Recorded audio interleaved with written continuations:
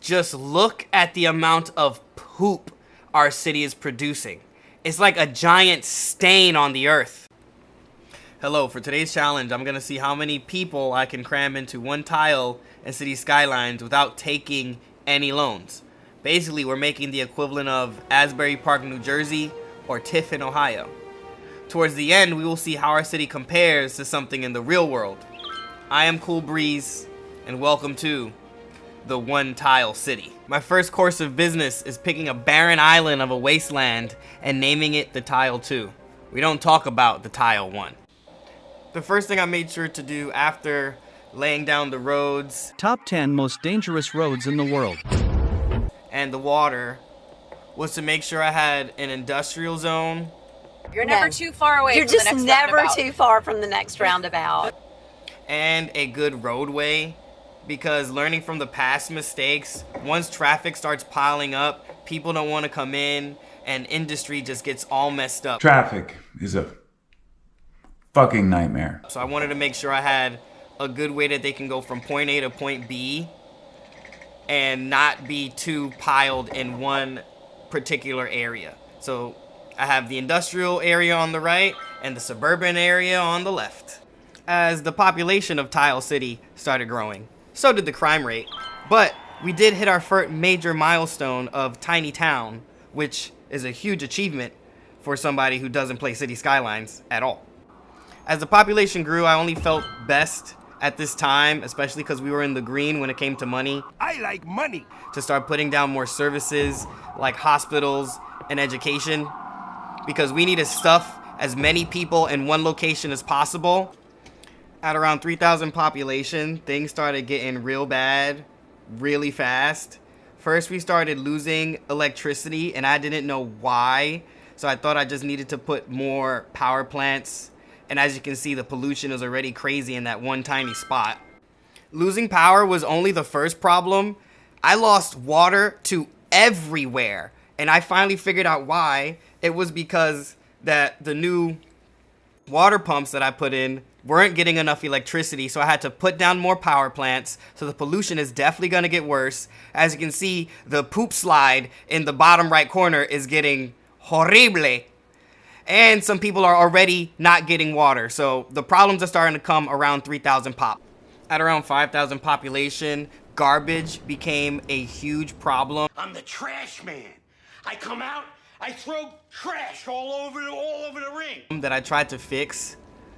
And the only way I know about fixing it at the time was just adding more landfills. But for some reason, there are either too much people in the city that the garbage can't keep up, or the traffic is horrible that the garbage trucks just can't get to the location that it's needed at. No matter how many landfills I put in, garbage was always a constant problem. Trying to keep up with the garbage problem only led to more problems, which was then power. For some reason, I wasn't generating enough power to parts of the cities that were really needed. So not only was garbage becoming an issue, power is now becoming an issue. The only way I know how to fix this is just getting more coal power plants.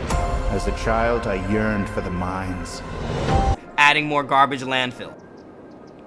Only with the addition of like 10 more power plants was I finally able to upkeep the power, but we only had about 5,500 people. If I'm already getting this many problems with just 5,000, you can only imagine the problems I'm about to have when we get to 10,000 or even 20,000 people. Am I gonna have enough power? Or am I gonna have enough garbage trucks? Are there's gonna be enough services for the community or for anybody to use? Around 8,000 population, I had to finally move to the other side of the island to cram as many individuals as possible into high-rise buildings. Think of this part of Tile City as the waterfront. This is where all the rich people go to avoid the pollution and the giant poop river in the lower parts of the city. If you made it this far, might as well subscribe. I'm gonna be honest. At this point, I had no real plan to the other side of the city. I just knew I had to pile in as many citizens into Tile City as possible.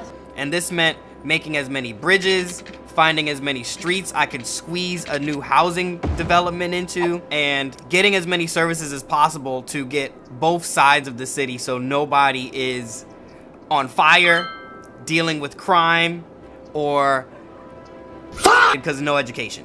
After the city blew up in growth, the problem of power came back to haunt us like an aggressive hemorrhoid, and the only solution was to add more pollution to the city with coal power plants. The continued growth of the city only meant continuous flow of traffic, and to be honest, it's something that never got fixed. As the power problems were so persistent, I thought it best to just put a dam and connect it to both sides of Tile City, so there's another way to cross the river while also providing power to this lovely city our citizens call home. It finally came to a point where there was just no more space left in the city for the new incoming citizens that I started to squeeze roads into any place that I can. First, starting with the roundabouts. Then I started squeezing roads into any corner spot that I possibly could. Any space that was land and was available became either a home for new citizens or an industrial spot for them. I started extending roads out and connecting them to new roads just to see if I could possibly make any new land available for housing development for these new citizens coming in. Anything.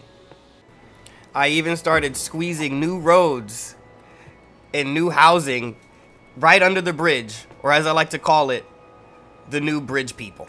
Because the demand of industry was so high and I had so little space, the only place I could possibly put them was next to the giant poop river. The people working here probably have the worst lungs known to man. I even found a way to stick this road on the side of a mountain and have these people build their houses on the side of a mountain. Mind you, this road isn't connected to anything. I don't know how these people even found a way there. How did I even get here, son? To build. But hey, they did it. Anything to live in Tile City. This is high demand real estate now. We're going anywhere that we possibly can to build at this point. I was even able to finish this small part of the road here, also not really connected to anything, to finally try and upkeep with the industrial demand that is so high right now with all the people coming in constantly. I did find a way to finally connect not only the industrial random piece of land, but also the suburban high-rise random piece of land straight to the bridge. So they're lucky enough to go straight from the bridge to home or the bridge to work, avoiding all traffic jams if possible. No street was left undone in this mess of a city these people called homes. Do you think the pay is more if you're literally right next to Poop River? That's for the city to figure out. So that's the end of my Tile City, or Tile City 2. I was able to squeeze about 23,000 people into this one tile grid on City Skylines 1. Some major problems like traffic were never fixed, and we did leave behind a giant poop lagoon that will probably take decades, maybe even centuries to fix. No loans, just pure hard work and raising taxes.